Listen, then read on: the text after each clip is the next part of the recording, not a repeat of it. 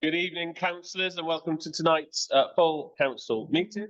Agenda item 1, apologies. Apologies been received from Councillor Kevin Abbott, Councillor Beavis Morrissey and Councillor Yvonne Southwell. Thank you very much. Agenda item 2, declarations of interest. Okay. Agenda item 3, question and answer session with members of the public. No. None received, thank you. Agenda item 4, news from the Mayor. Well, obviously, it's great to be able to welcome the town clerk, or what's left of her, back. So welcome, Alex. It is a fleeting visit, I would say, whilst Fiona is on leave this week, having a well-deserved week. But of course, we're glad that Babs is with us and she'll join us as and when she feels up to it. But otherwise, we'll still be putting up with Fiona for a bit longer, I'm afraid. She is doing a good job. She's doing a good job. But it is great to have Babs here with us. The second item is just a notification that you should all receive from the Secretary regarding the selection of the Deputy Mayor for the ensuing year. Just as a reminder then, the deadline is midday on Thursday, the 17th of April 2025. And if anyone wishes to seek office for the Deputy Mayor, then you need to make a short submission of no more than 200 words in support of your candidature, which is a word in itself, isn't it? And then just to remind everyone that you do need to have been a councillor for 2 years to be eligible based on the update to standing orders last year. Otherwise, that's it from me. Thank you. Agenda item 5, Mayor's engagements. Obviously, they weren't emailed out today, so apologies. There is only 3, so I'll quickly read them out. 14th of March, I had the pleasure of attending the opening of the Megan Starr Foundation Support Centre in Robert Street. If you get the opportunity to pop in, then please do. I have to say it's a fantastic setup there. And I can't believe it was the old pharmacy before that. The 18th of March, the Milford Haven Amateur Operatic Society performance of Beauty and the Beast at the Torch Theatre, and what a fantastic performance that was. I would have sworn I was in the West End in London, not in Milford Haven, but it was a fantastic show. So very well done to the Amateur Operatic Society.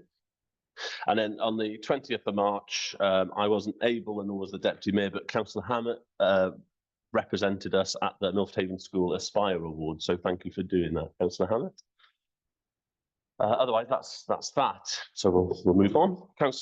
Agenda item 6, councillor engagements and community activities. I'm not aware of anything, but an opportunity for. No, okay. Agenda item 7, feedback from councillor representation and outside bodies. Even has anyone had an outside body meeting since? No. Okay. Agenda item 8, questions without debate pursuant to standing order number 6. Madam Clerk, none received. Agenda item 9, minutes of the meeting of the full council held on the 10th of March 2025. Please see attached. That's okay, thank you.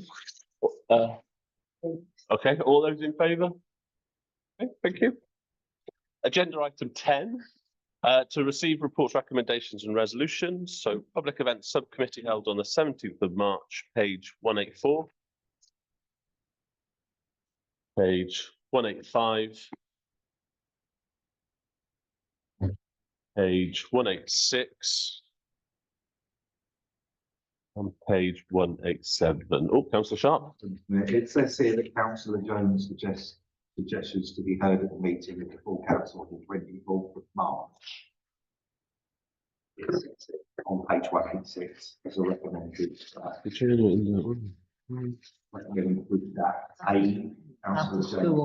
Yeah, it's in the text above. So Councillor Jones asked whether the Milford Haven Town Council could hold a picnic in the park event after schools close on Thursday, the 8th of May. With games such as croquet, tin can alley, and a coconut shy available. Red, white, and blue medals could be provided as prizes. And then it goes on to talk about red lanterns. That's right, isn't it, Councillor Jones? Yeah. Yeah.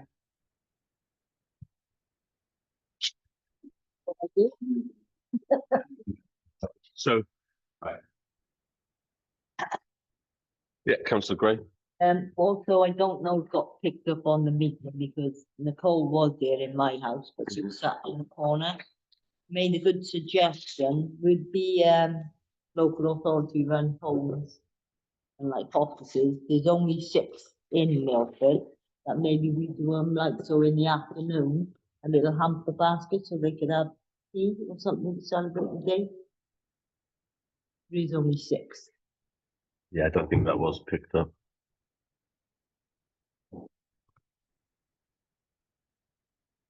Suggestion.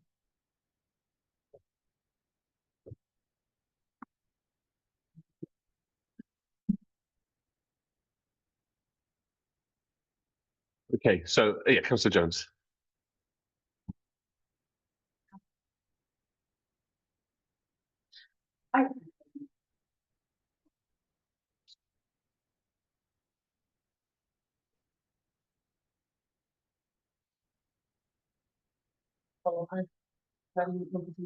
Maybe having to help with the running, setting up, doing something while there or whatever. Mr. Wood? Go ahead. Yeah, Mr. I mean, obviously it's good for town council to become involved in activities of a community nature. But we would need to see a proper plan drawn up, or that was costed if there was going to be a cost council as well, to know exactly what the council have been signed up for, because obviously we've got to make sure that whatever the name of the town council goes against is a properly run and costed events. So that would be my comment, that we would need, you know, Recurring costs. a clear plan to be presented at a council. Mr. Deputy Mayor. Yes, and also the risk assessment. Councillor Jones. Down not. Motivating. I mean, I've got things that I started making at home when I'm sure it's quite on the shed or anything like that, to keep the costs down and the material to making like little things to use at a time, or anything rather than So things like that on the tennis court, quite in my head. But again, we're drawing something like in the tennis court. So I think in order to sort of aid progress then, I think we move the minutes, but in terms of the detail around particularly provisions of snacks, drinks, etc., the activities and the nursing home suggested, or supported living home, sorry, that's deferred to the next full council on the 14th with a full breakdown of costings and activities, so that we can see a plan through it. And then I would also offer the support of the Deputy Mayor around any risk assessment activities that might occur, because that is the niche.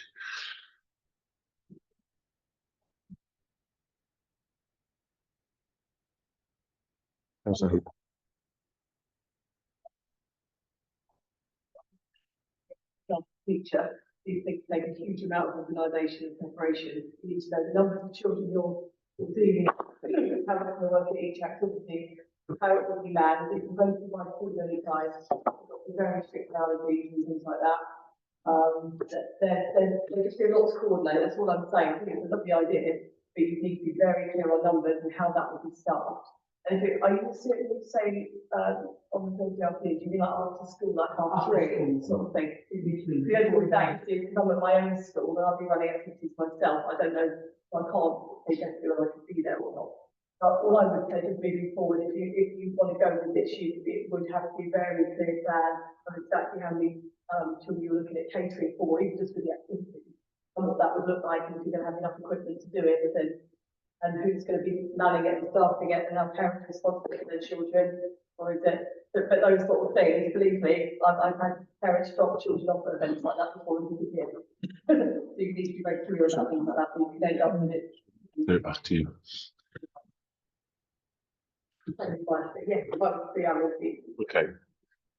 Thank you for that. So I think the recommendation then is we move the minutes, but in terms of the actual actions and any costings, we defer that back to the public events.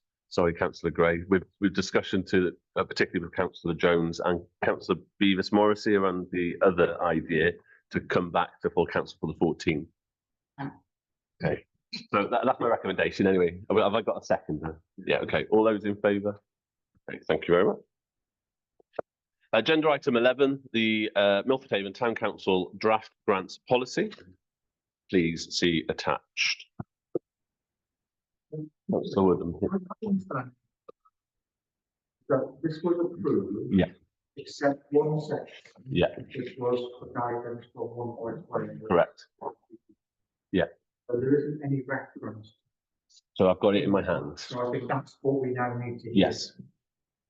So as Councillor Woodham has said, we've approved this subject to, I think it was it number 13 off the top of my head? Yeah, point 13, particularly on the tiers and bank statements. So One Voice Wales came back to the secretary saying, good afternoon, Fiona. This is ultimately a decision for councillors to make locally. Many councils ask to see bank statements as part of their grants policy, although I haven't seen a tier system before.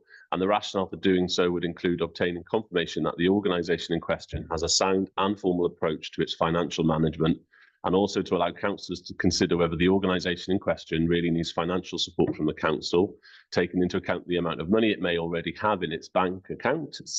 Redacting personal information and details of pays, etc., in the way that you already do is obviously good practice. I hope that is of assistance.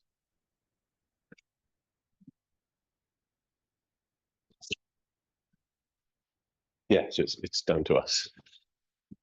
Councillor Woodham. That sounds like what we would do anyway. In terms of adapting and Yes. I think it should be us that we back rather than the organisation. If they have excuse for that, maybe it might be appropriate, but it seems to be reasonable that we proceed on that basis. Councillor Stevens. Granted, it's under confidentiality anyway, isn't it? Any other comments? Obviously, the advice is, relatively clear that we can proceed with the policy in its current state. So unless there's any amendments, then I think the recommendation is to approve it. Councillor Stevens? You're recommending to approve, right? Do we have a seconder? Okay, thank you. Any amendments before I take the vote? Especially children's name and issues. I don't know if that should be finished by council. I think it should only be a recommendation. In a situation like that, personally, that'd be my own concern. Yes, the different. The council. No, I don't disagree. I guess the difficulty would be how would you know if that is a child or a that's it. No, that's one thing. On the council in a difficult position. If they were to see a name they recognise, for example, the child under protection. Councillor Woodham. Procedure would be the class. Would be the case, wouldn't it? Yeah. So we wouldn't necessarily see names associated with. Yeah. Yeah. So we'd only see organise it all.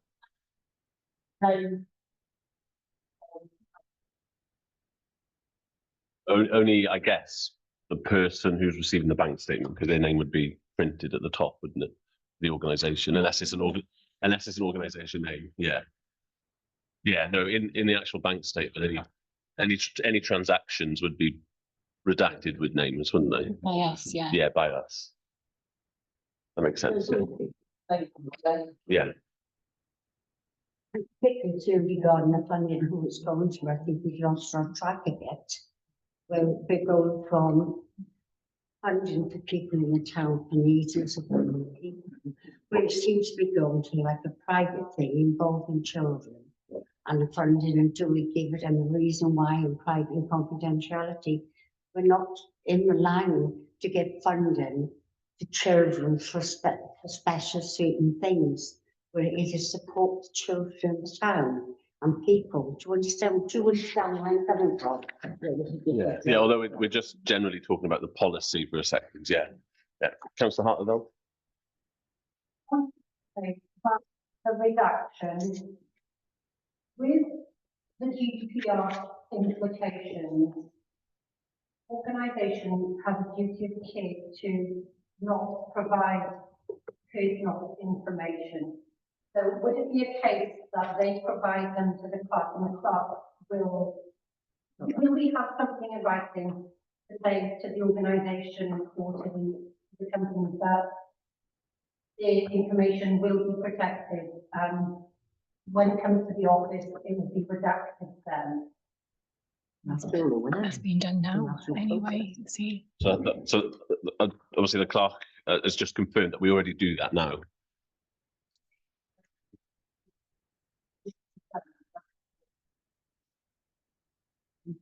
Our local stuff. If I may, Mr. Yeah, Councillor Sharp. We're not just add a line under the 3 tiers and say, literally say, any personal information that the applicant wishes to have removed must be notified to the clerk when sending in the application, so that they can then remove that at that stage before it goes out into the general public, but certainly into our eyes. Yeah, they wouldn't go into the minutes, would they? They They would only be to like us, that. yeah, Could we confidential. not just put a line in there to say something along that line? That any information wishing to be Redacted, yeah. must be notified to the clerk on receipt of application. You happy with that wording?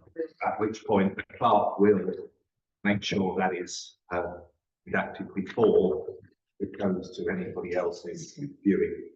Because Just to reassure that that's what's going to happen. okay. Councillor Bridges?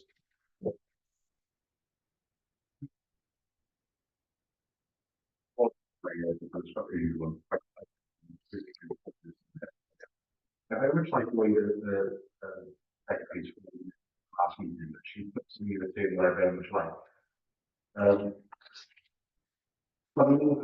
Funding transparency is required just for protection of public money is planned. I like that. But what I'm thinking about it is, we're talking about a lot of this particular point last few meetings. Yeah. Is that I can't think of any application with this has been an issue, certainly since I've been on the town council. And if it were that, I can't believe I'm about to say this, isn't this what private session is for? If there was anything as incredible sensitivity that we needed to view, then as much as I would, obviously, look, if it's right, rights on private session, my understanding of that is what it exists for. But I can't think of any application we've had bank statements where sensitive information is up to be redacted.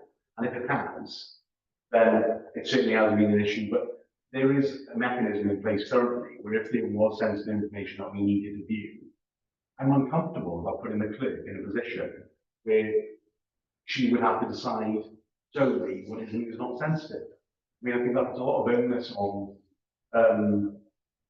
her to, but I mean, ultimately, I think it's fine to do, but I mean, ultimately, it's a case of there is a mechanism in place that enables town council to use information in a sensitive manner, and that is private session. So I just think that there is certainly a mechanism in place to deal with that. Yeah. But it's more than, I'm just voicing that opinion, really. I'm much more Yeah. a recommendation, but I'm voicing that, that's fine. I think, I mean, my opinion is that as you've said, we've already got it in place, but we don't actually include that as a disclaimer anywhere. And as it is an opportunity for the new draft policy to be issued, for the sake of another sentence, I don't see an issue with that being put in. Personally speaking, that is, and obviously I'm not speaking with everyone else, for everyone else, sorry. I mean, obviously, the clerk makes the decision or the secretary on your behalf. Are you comfortable with that sentence? So unless you're going to make an amendment to it, Councillor Sharp, I'll take that as a recommendation or an amendment to the policy. Do I have a seconder for that? Those wordings? Yeah. So is there any other amendments or comments based on that? Councillor Woodham. Yeah, the first one. The council is entitled to see anything. Yeah. So we're just going to be clear on that point. If we're comfortable accepting things that are redacted, and that's okay. Should I wish to see the document unredacted, I have the legal ability to do that. So I think it's important that everyone understands that. Okay. And secondly, if the information is that sensitive, under GDPR, should the organisation actually be putting it into a document that could then go through the organisation? There's an issue potentially around that as well. So I think ultimately our responsibility is to transparency and how we spend money, public money, as a town council. We need to be satisfied. The purposes of seeing the bank statement is to make sure that the organisation we're giving money to is solvent and deserves to receive the grants that they're asking. So that's why we need the financial information. So we just need to be careful that we don't end up compromising potentially our position by what we're saying. Now, I'm not saying that what's been recommended as a line to go in is wrong, but I just think everyone needs to understand that there's still an ability to very sensitively to an unredacted. Okay. Councillor Jones?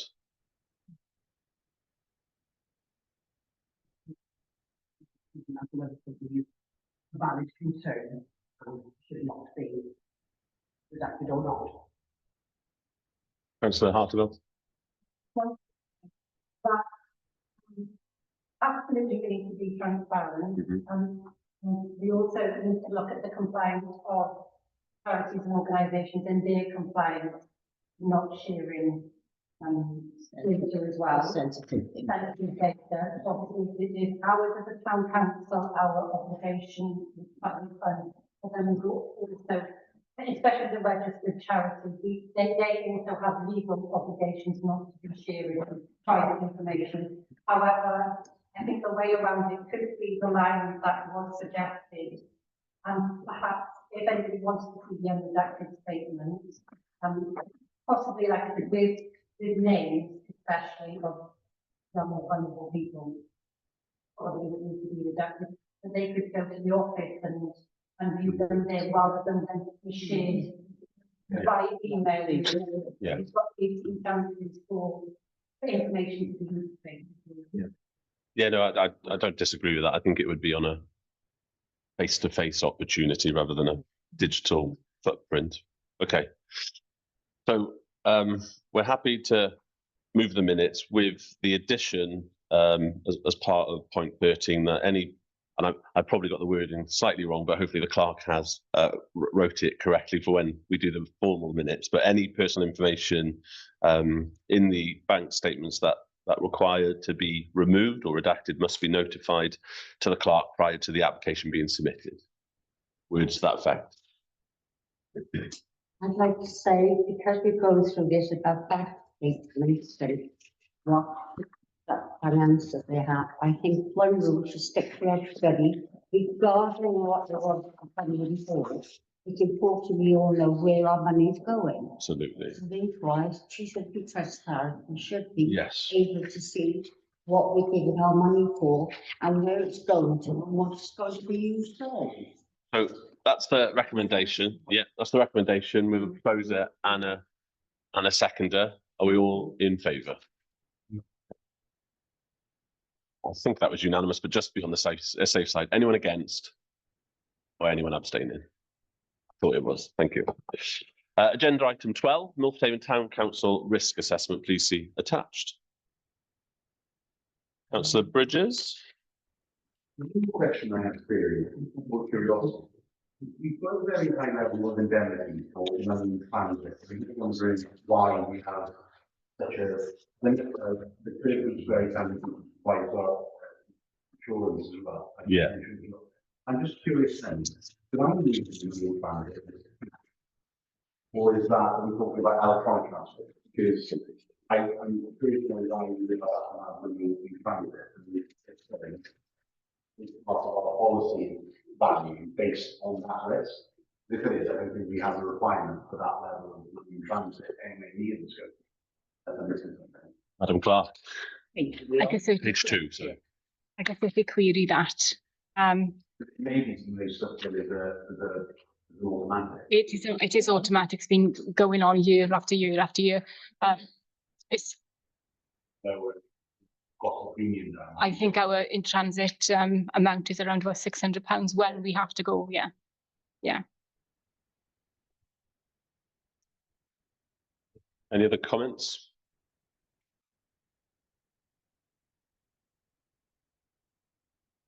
Move receipt. Have we got a seconder? All those in favour? Thank you. Delighted to say that the meeting is at close. Thank you very much, everyone. Ask anybody interested, I will help my